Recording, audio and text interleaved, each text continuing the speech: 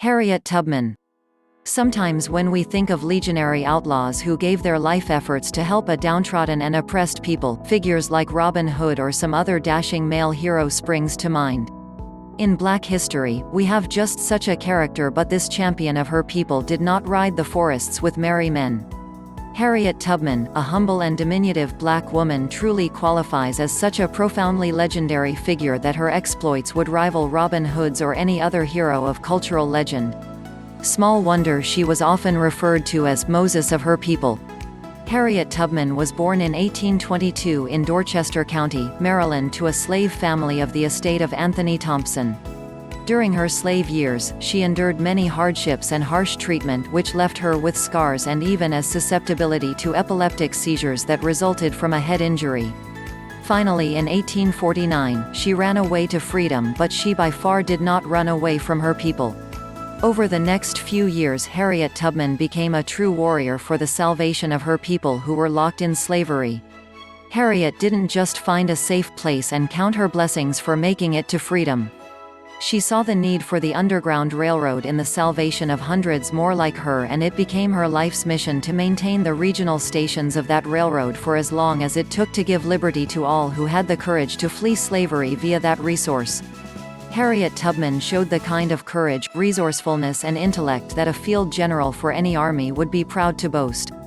All totaled, Tubman led 13 separate missions to bring African Americans to freedom along the Underground Railroad.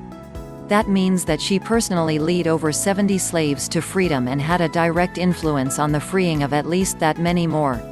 And by keeping the Underground Railroad operational and out of the reach of slave hunters and authorities who sought to shut it down, she indirectly was influential in the salvation of hundreds, perhaps thousands more. Who can say how many prosperous and influential black families in this country today owe the lives of their ancestors and the success they have achieved since those dark days to the brave work of Harriet Tubman? When Civil War came, Harriet didn't retire satisfied that she had done her work for her people. She continued to work tirelessly for abolitionist movements and to do her part for the war effort. She became one of the first ever female spies for the North during the war, and her military abilities were so well developed that she actually was put in a position of leadership to command the raid on Combahee Ferry in 1863. After the Civil War was over, Harriet Tubman continued her work on behalf of abolitionist movements and for women's rights until she retired to write her memoirs.